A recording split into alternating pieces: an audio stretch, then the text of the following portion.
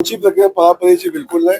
मी अगदी व्यवस्थित माझा मुक्काम शांततेत आहे, माझं जेवण खाणं शांततेत आहे. हो, साताऱ्यामध्ये सुद्धा साताऱ्यामध्ये एक मिनिट साताऱ्यामध्ये शिवसेना शिंदे गट आणि राष्ट्रवादी अजित पवार गट जे आहे ते आपल्यापासून थोडीशी फारकत घेतल्याचं चित्र पाहायला मिळत आहे. ते म्हणतात की येऊ नको तर कुठल्या गाडीत बसू असं शंभूराज देसाई म्हणतात आणि मतदानाबाबत आणि त्यांनी जाहीर केली नाही भूमिका त्यांची. पक्षानं अधिकृत भूमिका आमच्या राज्याच्या प्रतिनिधीनं प्रवक्त्याने आमची अधिकृत भूमिका जाहीर केलेली आहे. सातारा जिल्ह्यामधला राष्ट्रवादी काँग्रेस पक्ष आमच्या सोबत आहे. त्यांनी आम्हाला पाठिंबा जाहीर केलेला आहे. मकरंद आबांनी तसं जाहीरही केलेलं आहे. तसा पक्षानं राष्ट्रवादी पक्षानं व्हीपही काढलेला आहे की महायुतीच्या उमेदवार धैर्यशील कदम यांना मतदान करण्यासंदर्भातला आदेश काढलेला आहे. शिवसेनेचा निर्णय आज उद्यापर्यंत होणं अपेक्षित आहे. तोही निर्णय होईल. त्यामुळे महायुती मजबूत आहे, अजिबात चिंता करू नका. महायुती मजबूत आहेच आहे, परंतु भारतीय जनता पक्षाचा उमेदवार जिंकला पाहिजे म्हणून जी व्यवस्था करायला लागते ती सगळी व्यवस्था झालेली आहे. भारतीय जनता पक्षाचा उमेदवार धैर्यशील कदम आणि भारतीय जनता पक्षाचे उमेदवार आमचे राजाभाऊ राऊत हे खूप मोठ्या फरकाने निवडून येतील. याच्यामध्ये चिंता करण्याचं बिलकुल कारण नाही. याच्यामुळे शोध पत्रिका राबवण्याची आवश्यकता भासणार नाही. या सगळ्या गोष्टी आपल्याला लवकरच समोर येतील. शिवाय हे निवडून येईल का सीट आपली सातारा शिवसेनेच्या शिवाय एक समजून घ्या, शिवसेना आम्ही सोबत आहोत. शिवाय निवडून येईल का नाही हे शिवाय हा नंतरचा विषय आहे, जर तरचा विषय आहे. आम्ही सोबतच आहोत ना. त्यामुळं एक लक्षात घ्या, निवडणूक उभा राहतो तर तो जिंकण्यासाठी, निवडणुकीत मध्ये उमेदवार उभा राहतो जिंकण्यासाठी उभा राहतो. आमच्या पार्टीने उमेदवार थोडी ना पडण्यासाठी उभा केला, जिंकण्यासाठी केला. पण शंभूराज देसाईंची नाराजी सातत्याने पाहायला मिळते. कारण जिल्हा परिषद अध्यक्ष पदाच्या वेळेसचे झालेले मेतो, त्याचबरोबर वेगवेगळ्या स्थानिक स्वराज्य संस्थांच्या निवडणुकांमध्ये झालेली निधीवरून सुद्धा नाराजी आहे.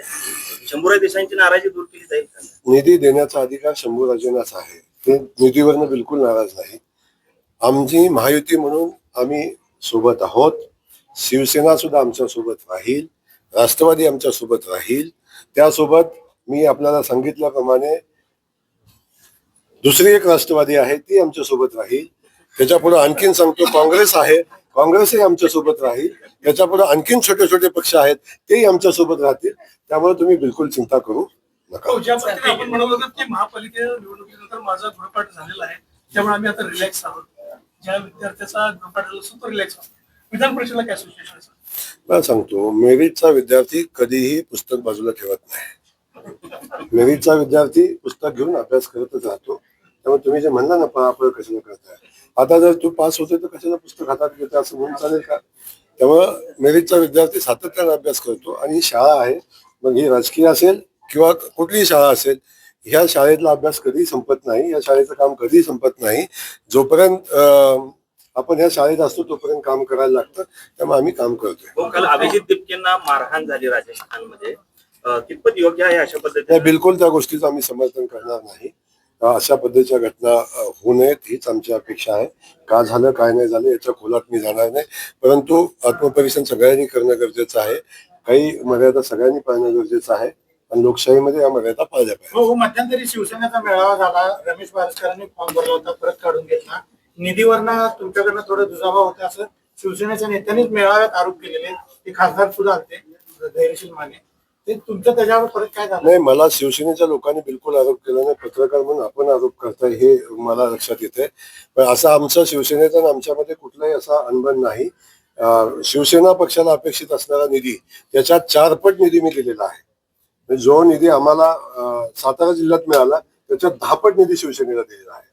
त्यामुळं शिवसेनेला न्याय देण्याची प्रक्रिया आम्ही केलेली आहे. कदाचित त्यात शिवसेनेमधल्या एखाद्या दुसऱ्या नेत्याला त्याच्या ठिकाणी अपेक्षित असणारं काम झालं नसेल, भविष्यात ते आम्ही करू.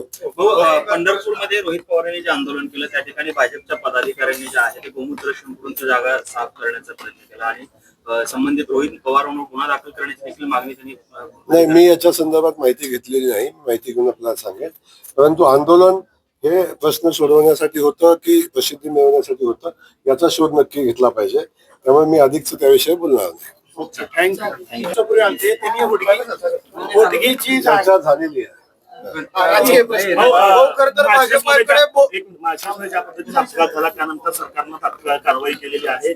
संबंधित ठेकेदारावरती गुन्हा दाखल केला. त्या संदर्भात पुढे काही कारवाई होते का जिल्ह्यातील विहिरींची काही शोध घेणं सुरू आहे? नाही, आपण पाहिलं की माळशिरस मध्ये एक दुर्दैवी अपघात झाला. या अपघात होण्याचं कारण आपल्या सगळ्यांना माहिती आहे की जरी चालकाचं गाडीवरचं नियंत्रण सुटलं असलं तरी सुद्धा त्या ठिकाणी असणारी विहीर, त्या रोडचं काम असताना त्याला संरक्षक कठडा किंवा संरक्षक भिंत असणं आवश्यक होतं. कदाचित जर ती भिंत असती तर एवढा मोठा भीषण अपघात झाला नसता आणि 8 लोकांना जीव गमवावे लागले नसते. ही वस्तुस्थिती आहे. त्या अनुषंगानं त्या कॉन्ट्रॅक्टरला आतापर्यंत अनेक नोटिसा, अनेक कारवाईच्या सगळ्या गोष्टी केलेल्या होत्या आणि त्या अपघात झाल्याच्या अगोदर बी अनेक अपघात झाले होते. त्याच्यावर सदोष मनुष्यवधाचा गुन्हा दाखल करण्याच्या सूचना दिलेल्या आहेत. कुठल्याही परिस्थितीमध्ये त्या कॉन्ट्रॅक्टरला सोडलं जाणार नाही. जे लोक त्या दुर्घटनेशी संबंधित असतील, जे जबाबदार असतील त्यांना सोडलं जाणार नाही. असे आदेश या निमित्तानं आपण दिलेले आहेत.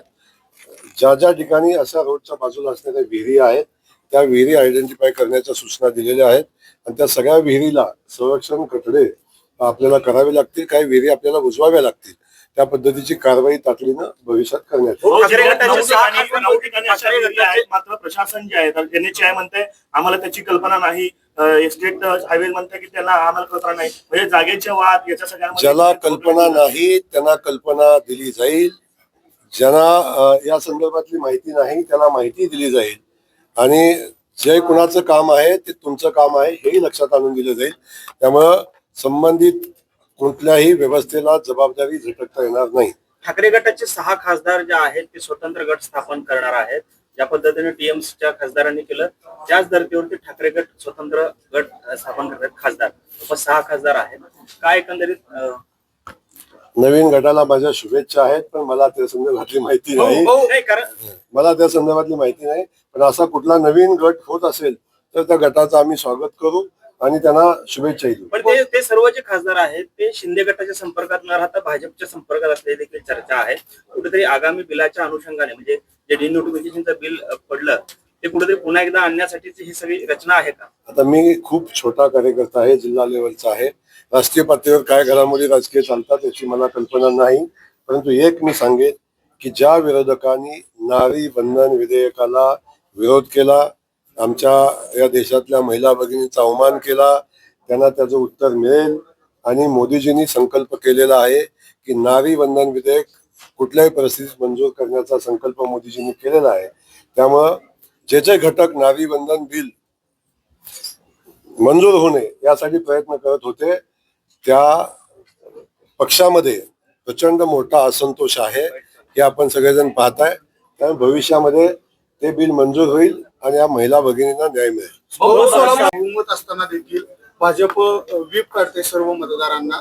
कुठेतरी भाजपची काय कारण? मला एक कळतच नाही तुमचं.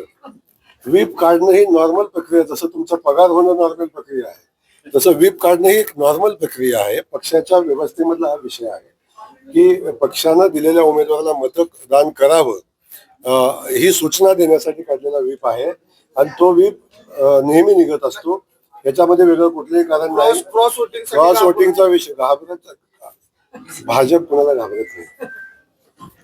कोण कुणाला घाबरतं हे तुम्हीच मला सातत्याने सांगता. त्यामुळं भारतीय जनता पक्षाचे उमेदवार मतदार इंटॅक्ट आहेत. आम्ही सगळेजण एकत्र आहोत. भारतीय जनता पक्षाचं मतदान जेवढं असेल त्याच्यापेक्षा 200 अधिक मतं घेऊन आम्ही निवडून येऊ. अजिबात चिंता करू नका. एवढं कॉन्फिडन्स तुमच्याकडे भाजप आणि महायुतीकडे आहे तरी विरोधक म्हणजे तुमची एवढी धावपळ का चालली आहे असं विरोधक ठरते? कशाची धोका आहे? सगळीकडे घाटी विरोधक घरी झोपतात म्हणूनच आज घरी बसायची वेळ आलेली आहे.